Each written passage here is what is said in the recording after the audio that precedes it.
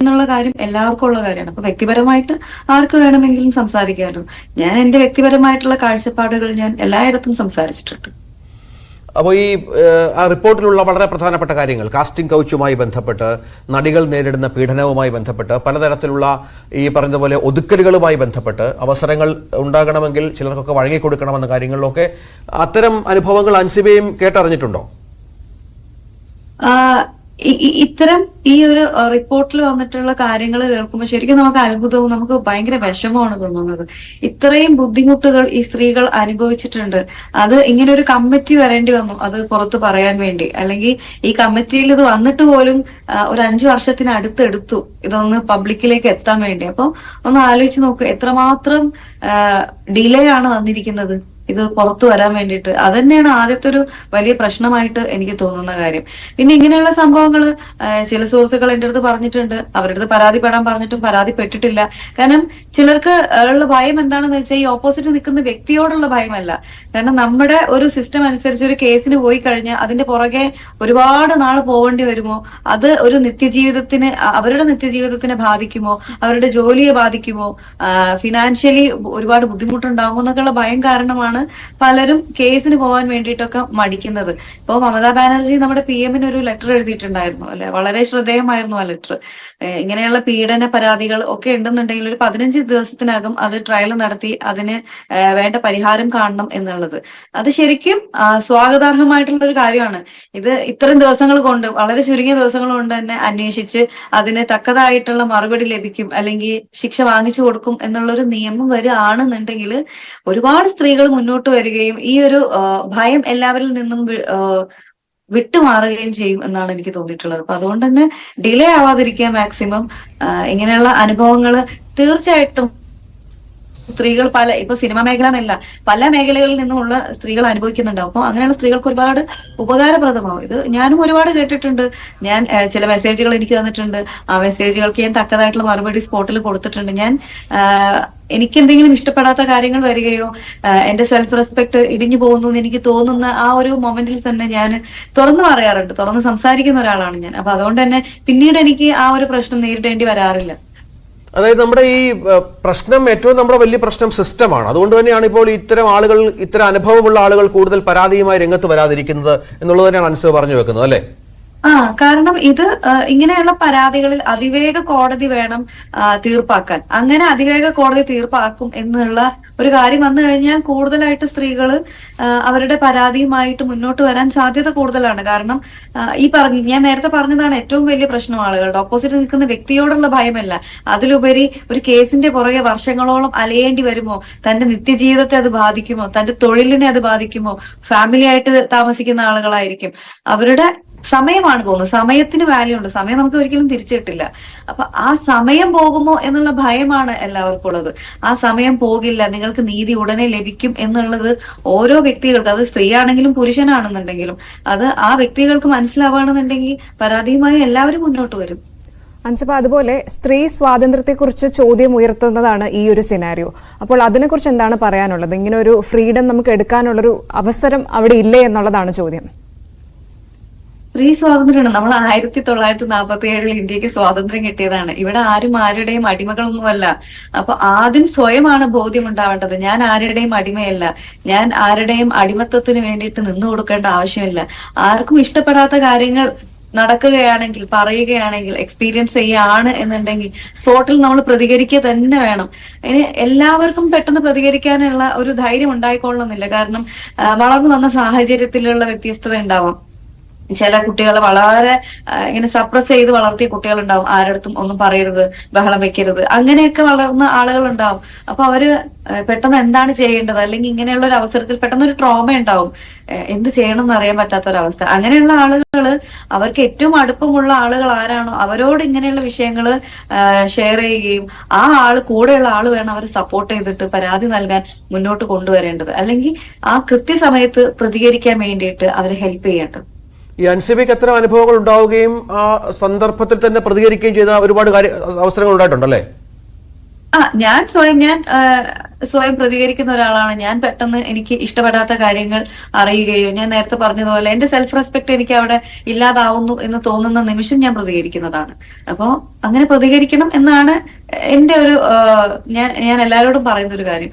അങ്ങനെ പ്രതികരിക്കുന്ന ഒരുപാട് പേരെ എനിക്കറിയാം. അങ്ങനെ പ്രതികരിക്കുന്നവരായിരിക്കണം ഓരോ വ്യക്തികളും. ഈ സിനിമ സ്ത്രീകളെ സംബന്ധിച്ചിടത്തോളം സുരക്ഷിതമല്ലാത്ത ഒരു മേഖലയായി മാറിയിരിക്കുന്നു എന്നാണ് ഈ ഹേമ കമ്മിറ്റി റിപ്പോർട്ട് വന്നതിന് ശേഷം പൊതുവെ പൊതുസമൂഹത്തിൽ ഉയർന്നിരിക്കുന്ന ഒരു കാര്യം. അതിലെന്തെങ്കിലും വാസ്തവമുണ്ടോ? അങ്ങനെ എനിക്ക് തോന്നുന്നില്ല. കാരണം ഈ ഹേമ കമ്മിറ്റി റിപ്പോർട്ട് തന്നെ നിങ്ങൾ വേറെ മേഖലകളിൽ ജോലി ചെയ്യുന്ന സ്ത്രീകളോട്, ഇപ്പൊ മാധ്യമരംഗത്താണെന്നുണ്ടെങ്കിലും അല്ലെങ്കിൽ ഇപ്പൊ കൊൽക്കത്തയിൽ എന്താണ് സംഭവിച്ചത്? ഒരു ഡോക്ടർക്ക്, അത് ഒരു ഡോക്ടറാണ്, ഒരു PG വിദ്യാർത്ഥിനിയാണ്, അതിക്രൂരമായിട്ടാണ് അവരെ കൊലപാതകം ചെയ്തിരിക്കുന്നത്. അപ്പോ അവിടെ സേഫ് അല്ല എന്ന് നമുക്ക് പറയാലോ. സ്ത്രീകൾ പലയിടങ്ങളിലും സേഫ് അല്ല, സിനിമാ മേഖലയിൽ നിന്ന് മാത്രമല്ല. അപ്പോ ഇതുപോലൊരു റിപ്പോർട്ട് എല്ലാ മേഖലകളിലും തേടണം.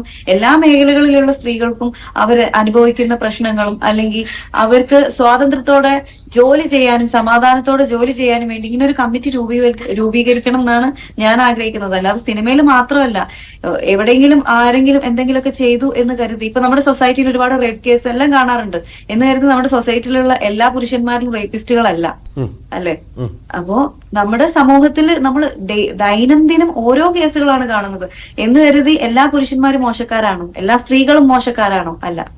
അപ്പോ എല്ലാ ഇടങ്ങളിലും പ്രശ്നങ്ങളുണ്ട്. അത് സിനിമാ മേഖലയിൽ മാത്രമല്ല. സിനിമ എന്ന് പറഞ്ഞത് ഒരു ഗ്ലാമറസ് മേഖലയാണ്, അവിടെയുള്ള ആളുകളെ തിരിച്ചറിയാനാകും. അതുകൊണ്ട് തന്നെ സിനിമാ മേഖലയിൽ ഇത്തരം സംഭവങ്ങൾ നടക്കുന്നത് ആളുകൾ ശ്രദ്ധ കൂടുതൽ കാണിക്കുകയും ആളുകളിലേക്ക് അത് റീച്ച് കൂടുതലായിട്ട് എത്തുകയും ചെയ്യുന്നു. പക്ഷെ ഞാൻ പറയുന്നത് സിനിമാ മേഖലയിലുള്ള സ്ത്രീകൾക്ക് മാത്രമല്ല, എല്ലാ സ്ത്രീകൾക്കും പ്രയോറിറ്റി ഉണ്ട്.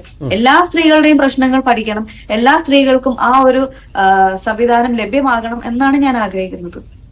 അപ്പോൾ അൻസിബ, ഈ നമ്മുടെ ഈ റിപ്പോർട്ടുമായി ബന്ധപ്പെട്ട് ഇന്നലെ പുറത്തു വന്നൊരു കാര്യം എന്ന് പറയുന്നത് കുറെ അധികം പേജുകൾ മറച്ചു വെച്ചിരിക്കുന്നു. അതായത് റിപ്പോർട്ടിൽ ആരുടെയെങ്കിലും പേരുണ്ടെങ്കിൽ അത് പുറത്തു വരണമെന്ന് പൊതുസമൂഹം ആവശ്യപ്പെടുന്നുണ്ട്. അതിപ്പോൾ എത്ര വലിയ വ്യക്തിയുടേതാണെങ്കിലും. അത്തരം ഒരു അഭിപ്രായം അൻസിബയ്ക്കുണ്ടോ? തീർച്ചയായിട്ടും വ്യക്തമായ തെളിവുകളും രേഖകളും ഉണ്ട് എന്നുണ്ടെങ്കിൽ ആ വേട്ടക്കാരുടെ പേരുകൾ പ്രസിദ്ധീകരിക്കുന്നതിന് എന്താണ് തെറ്റുള്ളത്? എന്തോ ഒരു ആർക്കോ എവിടെയോ ഒരു ഭയം, ഒരു പേടി, അത് പുറത്തു വരുന്നതിൽ ആർക്കോ എന്തോ ഒരു തടസ്സപ്പെടുത്തൽ, അതൊക്കെ സംഭവിക്കുന്ന ഒരു ഫീലാണ് പൊതുവെ ഉള്ളത്. അങ്ങനെ ചിന്തിക്കേണ്ട ആവശ്യമില്ല. ഈ ലോകത്ത് അല്ലെങ്കിൽ നമ്മുടെ ഇന്ത്യ മഹാരാജ്യത്ത് ഞാൻ നേരത്തെ പറഞ്ഞതുപോലെ നമ്മള് സ്വതന്ത്ര രാജ്യമാണ്. ഇവിടെ എല്ലാവർക്കും ഇക്വാലിറ്റി ഉണ്ട്. നമ്മൾ എന്തെങ്കിലും ചെറിയൊരു പ്രശ്നം വരുന്ന സമയത്ത് മാത്രം അല്ലെങ്കിൽ എന്തെങ്കിലും കാര്യം വരുന്ന സമയത്ത് സമത്വം പറഞ്ഞു വന്നിട്ട് കാര്യമില്ല. ഇവിടെ എല്ലാവർക്കും സമത്വം ഉണ്ട്. അപ്പൊ അതുകൊണ്ട് തന്നെ മറ്റുള്ള അക്യൂസ്റ്റിന്റെ പേരുകളൊക്കെ നമ്മൾ പുറം ലോകത്ത് അറിയിക്കുന്നുണ്ട് എന്നുണ്ടെങ്കിൽ, ഇത്തരം ഒരു റിപ്പോർട്ടിൽ അവർക്ക് കൃത്യമായ രേഖകൾ, തെളിവുകൾ ഉണ്ട് എന്നുണ്ടെങ്കിൽ ആ പേരുകൾ പ്രസിദ്ധീകരിക്കുന്നതിൽ എന്താണ് തെറ്റ്? അങ്ങനെ ഒരു ആവശ്യം പക്ഷേ ഇന്നലെ ഈ പറഞ്ഞതുപോലെ അമ്മയുടെ വാർത്താ സമ്മേളനത്തിൽ ഇതിനെ ഒന്ന് ജനറലൈസ് ചെയ്യുന്ന രീതിയിലാണ് കാര്യങ്ങൾ പോകുന്നത് എന്നുള്ള രീതിയിൽ ഒന്ന് പൊതിഞ്ഞു പറയുകയായിരുന്നു അമ്മയുടെ ജനറൽ സെക്രട്ടറി. അല്ല, ഞാൻ പറയുന്നത് ഇത് ആര് തെറ്റ് ചെയ്തു കഴിഞ്ഞാലും തെറ്റ് ചെയ്ത ആള് ശിക്ഷിക്കപ്പെടുക തന്നെ വേണം. അത് 1000 നിരപരാധികൾ രക്ഷപ്പെട്ടാലും ഒരു പറഞ്ഞോളൂ.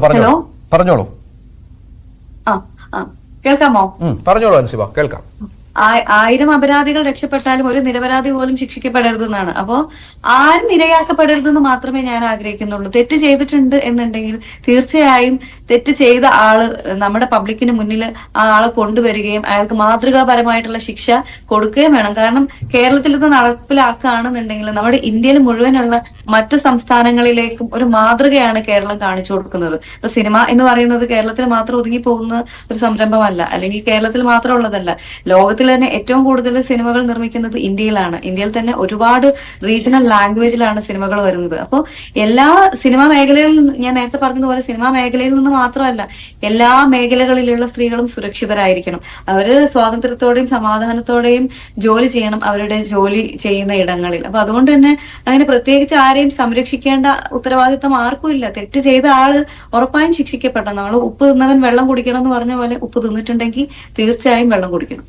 അൻസിബ, 2017-18 കാലഘട്ടത്തിലാണ് ഈ ഹേമ കമ്മിറ്റി രൂപീകരിക്കുകയും തെളിവെടുപ്പുകൾ നടത്തുകയൊക്കെ ചെയ്തത്. അതിനുശേഷം 4-5 വർഷത്തോളം പിന്നിട്ടു. ഈ ഗ്യാപ്പിൽ ഈ 5 വർഷത്തിനിടയിൽ സിനിമാ മേഖലയിൽ ഈ ഹേമ കമ്മിറ്റിയുമായി ബന്ധപ്പെട്ട കാര്യങ്ങൾ നടന്നതിന് ശേഷം, കൊച്ചിയിൽ നടി ആക്രമിക്കപ്പെട്ടതിന് ശേഷം എന്ത് വ്യത്യാസമാണ് ഫീൽ ചെയ്തത്? സജീവമായി തന്നെ സിനിമാ രംഗത്തുള്ള ഒരാളാണല്ലോ, എന്തെങ്കിലും മാറ്റങ്ങൾ സംഭവിച്ചിട്ടുണ്ടോ? ഞാൻ ഒരുപാട് സിനിമകൾ അങ്ങനെ ചെയ്യുന്ന ആളല്ല. ഞാൻ ദൃശ്യം 1 കഴിഞ്ഞിട്ട് കുറച്ച് സിനിമകളെ ചെയ്തിട്ടുള്ളൂ. അത് കഴിഞ്ഞിട്ട് ഞാൻ ഈ ഒരു ഇൻഡസ്ട്രിയിൽ സർവൈവ് ചെയ്തതെന്ന് പറഞ്ഞാൽ ആങ്കറിംഗ് മേഖലയിലായിരുന്നു കൂടുതലായിട്ട് ഞാൻ കോൺസെൻട്രേറ്റ് ചെയ്തിരുന്നത്. അത് കഴിഞ്ഞിട്ട് ഞാൻ പിന്നെ ദൃശ്യം 2 ചെയ്തു, CBI 5 ചെയ്തു. അത് കഴിഞ്ഞ് ഞാൻ വീണ്ടും ദുബായിലാണ് പോയത്. ദുബായിൽ ഞാൻ RJ ആയിട്ട് വർക്ക് ചെയ്യായിരുന്നു. അപ്പോൾ എനിക്ക് വരുന്ന ഓഫറുകൾ അല്ലെങ്കിൽ എനിക്ക് കൺവീനിയന്റ് ആണ് എന്ന് തോന്നുന്ന ജോലികളാണ് ഞാൻ ചെയ്തുകൊണ്ടിരിക്കുന്നത്. അപ്പൊ അതുകൊണ്ട് തന്നെ ഞാൻ ഒരുപാട് സിനിമകൾ ചെയ്യാത്തത് കൊണ്ട് പിന്നീട് സിനിമാ സെറ്റുകളിൽ ഉണ്ടായിട്ടുള്ള മാറ്റങ്ങൾ എന്താണ് എന്നുള്ള കാര്യം എനിക്ക് അത്ര അറിയില്ല. അപ്പോ ഇങ്ങനെയുള്ള ഹേമ കമ്മിറ്റി പോലെയുള്ള ഒരു സംഭവം നമ്മുടെ സൊസൈറ്റിയിൽ വരുന്നത് കൊണ്ട് തന്നെ സ്ത്രീകൾക്ക് കൂടുതൽ ഊർജ്ജമാണ് ഉണ്ടാകുന്നത്. സ്ത്രീകൾക്ക് അവരുടെ പ്രശ്നങ്ങൾ പറയാം. അവരുടെ പ്രശ്നങ്ങൾ പറഞ്ഞത് കൊണ്ട് ആ സ്ത്രീയെ മോശക്കാരി ആക്കില്ല എന്നുള്ള ഒരു വലിയ ഒരു സപ്പോർട്ടാണ് നമുക്ക് കിട്ടുന്നത്. അത് ഇത്രയും ഡിലേ ആയി എന്നുള്ളതിൽ മാത്രമേ എനിക്ക് വിഷമമുള്ളൂ.